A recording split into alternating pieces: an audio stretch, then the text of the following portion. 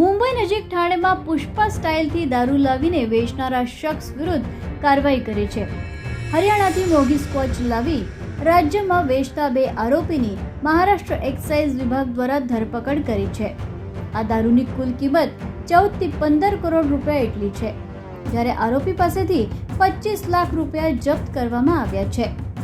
અગાઉ ઠાણે, ગોવા, દમણ અને અન્ય વિસ્તારોમાં પણ આ જ રીતે ગેરકાયદેસર તરીકે વેચવામાં આવતી દારૂ સામે કાર્યવાહી કરવામાં આવી છે. મહારાષ્ટ્રમાં ગેરકાયદેસર દારૂ વેચવાના કેસોમાં વધારો થયો છે. આ સંદર્ભમાં મહારાષ્ટ્ર રાજ્ય આબકારી વિભાગે સરકારની આયાતને સુરક્ષિત રાખવા માટે એક ટીમ તૈનાત કરી છે.